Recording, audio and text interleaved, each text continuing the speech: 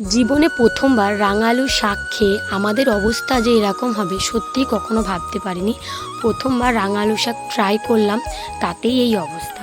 Hello everyone, সবাই কেমন আছো? সবাইকে আমার একটা ছোট্ট মিনি ব্লগে অনেক স্বাগত। দেখো, সকালবেলায় ঘুম থেকে উঠে ব্রাশ করতে বসে গেছি, আর ব্রাশ করছি আর একটু রং ঢং করছি। এটা আমার প্রতিদিনের অভ্যাস, তাই একটু তোমাদের সাথে শেয়ার করলাম। আর দেখো, সকাল প্রায় অনেক হয়ে গেছে। কালকে যেহেতু রথ দেখতে গেছিলাম, আসতে অনেকটা রাত হয়ে গেছিলো, তাই আজকে একটু দেরিতে ঘুম থেকে উঠেছি আর এই বাড়িতে এসেছি। সবাই তো জানো বাপের বাড়ি আর শ্বশুর বাড়ির মধ্যে তফাৎ এইটাই যে বাপের বাড়ি থাকলে তুমি দেরিতে ঘুম থেকে উঠলেও মানে বলার কেউ থাকবে না, কিন্তু শ্বশুরবাড়িতে উঠলেও বলার কেউ না থাকলেও তোমাকে তাড়াতাড়ি উঠতে হবে যে না, এটা আমার শ্বশুরবাড়ি। সবার ক্ষেত্রে সবটা প্রযোজ্য না, সেটাই বললাম। সবাই আবার অন্য মাইন্ডে নিও না। দেখো, একটু ঘুরছিলাম, একটু আকাশটার দিকে তাকাচ্ছিলাম। আকাশটা না অনেকটাই মেঘলা মেঘলা।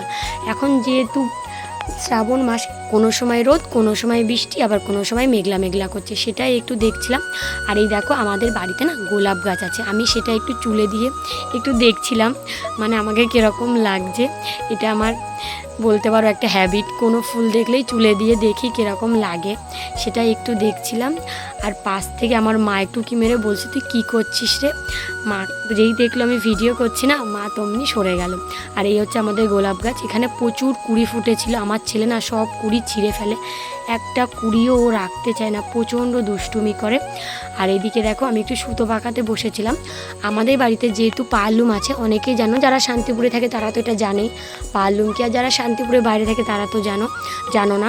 পালুমে যে কাপড় তৈরি হয়, সেটাই সুতো পাকাচ্ছিলাম। আমি একটু পাকাচ্ছিলাম বলতে একটু আকাম কুকাম করছিলাম, একটুখানি পাকেই যেই দেখেছি সুতোটা ছিঁড়ে গেছে, আমারও অমনি সুতো পাকানো হয়ে গেছে। সুতো পাকানো থেকে না আমি উঠে পড়েছি। তারপর ওই যে রাঙালু শাকের কথা যেটা বলছিলাম, জীবনে প্রথম আমি রাঙালু শাকটা খাবো। সত্যি জানতাম না মানে কীরকমভাবে কি রান্না করতে হয়। একজনের মুখে শুনেছিলাম রাঙালু শাক খাওয়া যায়, আর আমাদের নতুন ঘরে রাঙালু শাক মানে আপন ইচ্ছাই হয়েছে।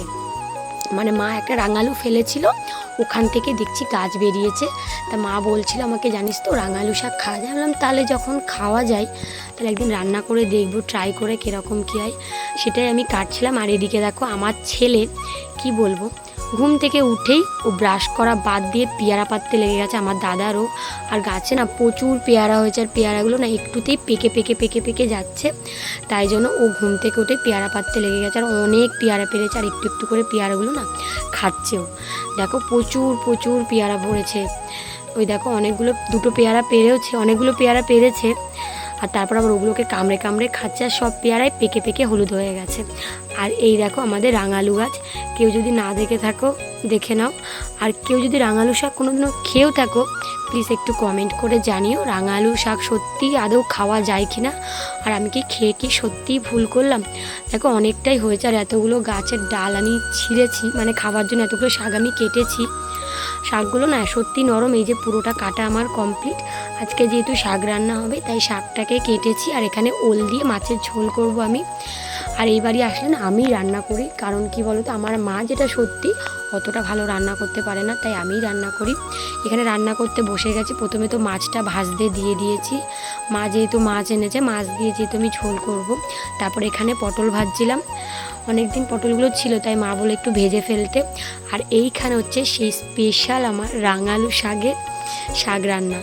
আমি কি দেব বুঝতে পারছিলাম না, তাই জিরে ফোড়ন আর একটু কাঁচা লঙ্কা দিয়েছিলাম।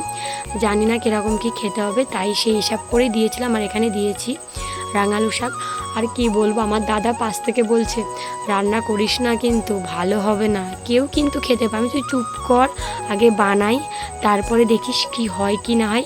তুই আগে থেকে সবসময় সব কিছুতে মন্তব্য করবি না। আর আমি ভয়েস ওভার দিচ্ছি, দেখো পাশ থেকে নিশ্চয়ই কোনো মাইকের আওয়াজ পাচ্ছ। আমাদের এখানে না লটারি খেলা হচ্ছে, ওই মাইকটারই বারবার আওয়াজ হচ্ছে।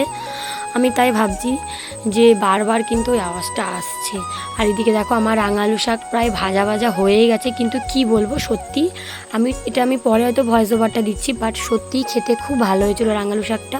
কেমন লাগছিলো বলতো, ঠিক যেমন কলমির শাকটা হয় না, সেম ওরকমই খেতে লাগছিলো।